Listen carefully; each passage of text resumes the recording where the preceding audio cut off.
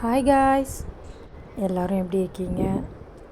ஆட்டு புழுக்கையை ஒரு வழியாக மேலே எடுத்துகிட்டு வந்தாச்சு. அது எல்லாம் செடிகளுக்கு கொஞ்சம் கொஞ்சமாக போடுறது தான் இன்றைக்கான வேலை.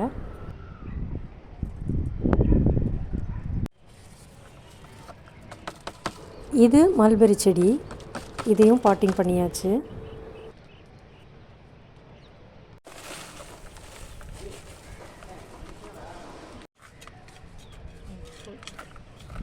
இந்த கப்பில் இருக்கு.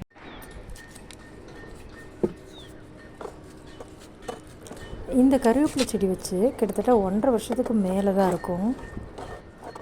ஒரு வருஷமாக அது வச்சப்போ எப்படி இருந்துச்சோ அதே மாதிரி தான் இருந்தது.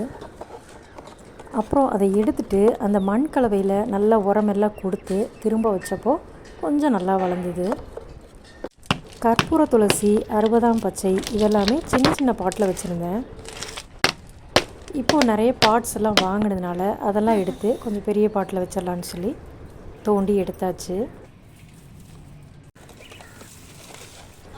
இது கற்பூர துளசி. எத்தனை பேர் வீட்டில் கற்பூர துளசி வச்சுருக்கீங்கன்னு சொல்லுங்கள். ஐயோ, கை எங்கேயும் இது கிழிச்சா மட்டும் சரி. இவர் பேர் ஹனி டிஜியான். எவ்வளோ ஸ்டைலாக இருக்கா பாருங்க.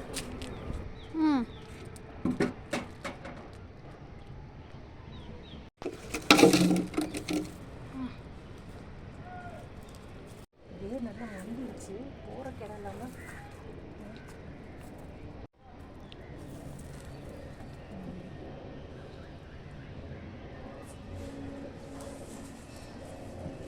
இது ஒரே பக்கெட்டில் வைக்கல.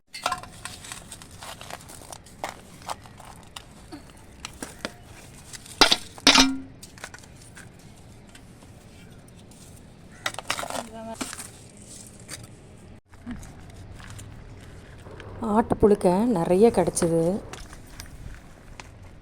கஞ்சத்தனமே பார்க்காம எல்லாத்துக்கும் அள்ளி அள்ளி மனசார போட்டாச்சு.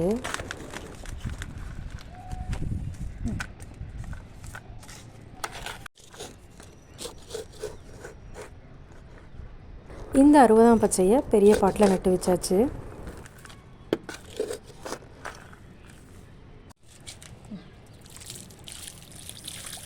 கற்பூர துளசியில் இருக்கிற சின்ன சின்ன சிம்புகளெல்லாம் எடுத்து தனியாக கட்டிங் போட்டு வச்சாச்சு.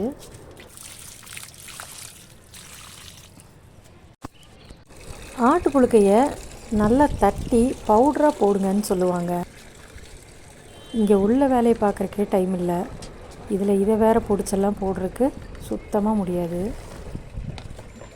நான் அப்படியே தான் போட்டேன், அது மக்கும்போது மக்கிக்கிட்டோன்னு சொல்லிட்டு.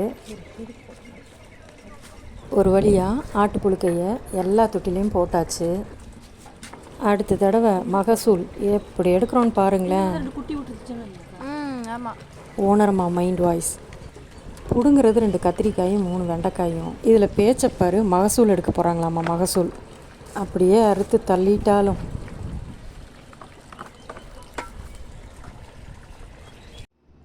இது பீடா வெத்தலைன்னு சொல்லிட்டு வாங்கினேன். இதை ஒரு நுனியில் பிச்சு சாப்பிட்டு பார்க்கும்போது பயங்கரமான காரம். இதில் லேசாக ஒரு மாதிரியான பீடா போடும்போது ஒரு ஸ்மெல் வரும் பார்த்திங்களா, அந்த மாதிரியான ஒரு மைல்டான வாசனை வருது. இந்த செடியை களிமண்ணில் வச்சு அனுப்பிச்சிருந்தாங்க. இதை அப்படியே பாட்டிங் பண்ணால் கண்டிப்பாக வராது.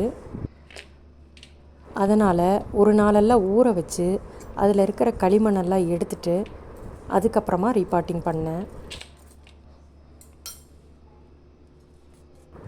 இந்த பிளான்ட்ஸோட அப்டேட்ஸ்லாம் வேணும்னா மறக்காமல் லுஹா விலாக்ஸை சப்ஸ்கிரைப் பண்ணிக்கோங்க.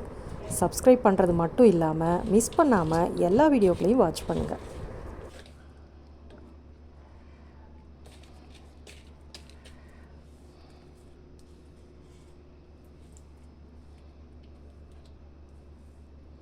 அதிலிருந்து வந்த மண்ணையும் அப்படியே தூக்கி அந்த பாட்டில் போட்டாச்சு.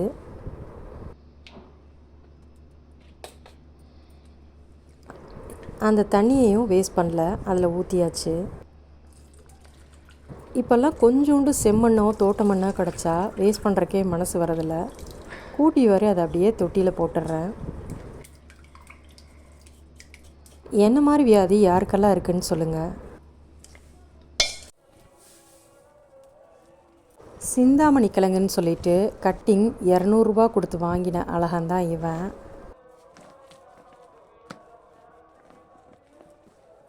அவன் சிந்தாமணி கிழங்கு இல்லைங்க, நொந்தாமணி கிழங்கு. ஏன்னா அவனும் நார்மல் சக்கரவள்ளி கிழங்காக தான் வந்தான்.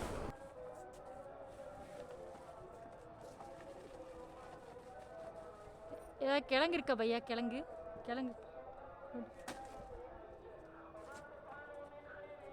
தா ஒய் கிழங்கு கிடச்சிது.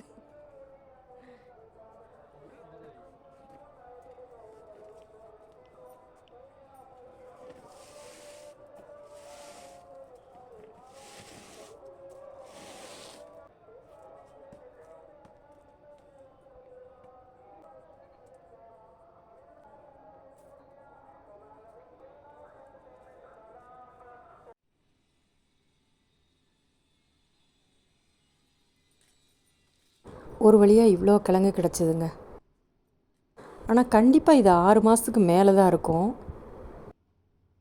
கிழங்கு சின்ன இருந்தாலும் நல்ல திடமாக இருந்தது. 4 அடி பீர்க்கனில் 3 விதை போட்டதில் 2 செடி அழகாக முளைச்சி வந்திருக்குது.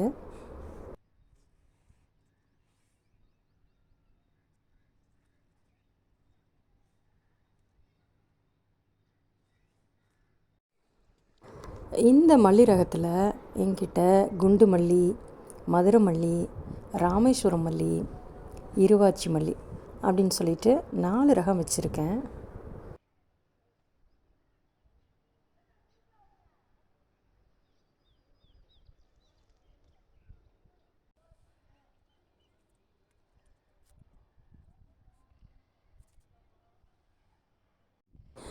இந்த நாட்டு மாதுளை செடி கொட்டையிலேருந்து வளர்ந்தது தான். கொட்டையிலேருந்து வளர்ந்து வந்த இந்த செடியை ட்ரம்மில் மாற்றி வச்சு 1 இயர் இருக்கும்னு நினைக்கிறேன். முதல் தடவையாக அழகாக குட்டியாக பிஞ்சு விட்டுருக்கு. இது ஒரு பார்சல் ஓப்பனிங் வீடியோ. படப்படன்னு எல்லாத்தையும் ஸ்கிப் பண்ணி பார்க்காம அழகாக ஒவ்வொரு கிளிப்பிங்கையும் ரசித்து பாருங்கள். ரோஸ் பிளான்ட்டு ரெடியூஸ்டு சாயிலில் 3 ஆர்டர் போட்டிருந்தேன் ஒரு ஃபேமஸான நர்சரியிலேருந்து. நல்ல அழகான ஒரு ஆரஞ்சு கலர், பெரிய பெரிய பூக்களோட நல்ல டார்க் எல்லோ கலர், அப்புறம் ஐஸ்கிரீம் ரோஸ்னு ஒன்று. இந்த மாதிரி 3 செடியை ஆர்டர் போட்டிருந்தேன். பிளான்ட்ஸ் கை கிடச்ச உடனேயே இம்மீடியட்டாக ரீபாட்டிங் பண்ணியாச்சு.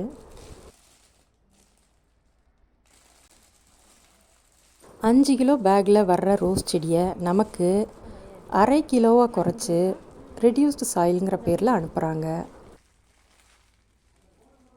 இப்போதைக்கு இவ்வளோ பெரிய செடியை வைக்கிறதுக்கு பாட் எதுவும் கைவசம் இல்லாததுனால 2 கிலோ பேக்கில் மண்கலவை நிரப்பி இந்த செடியை ரீபாட் பண்ணியாச்சு.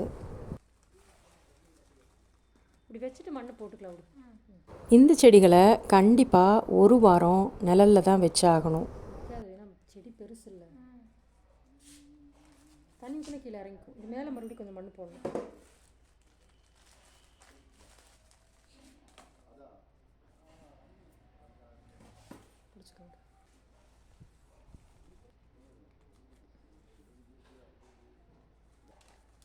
இந்த செடிகள்லாம் அடுத்தடுத்து எந்த நிலையில் இருக்குதுன்னு பார்க்குறதுக்கு மறக்காமல் லுஹா விலாக்ஸ் சேனலை லைக் அண்ட் சப்ஸ்கிரைப் பண்ணிக்கோங்க.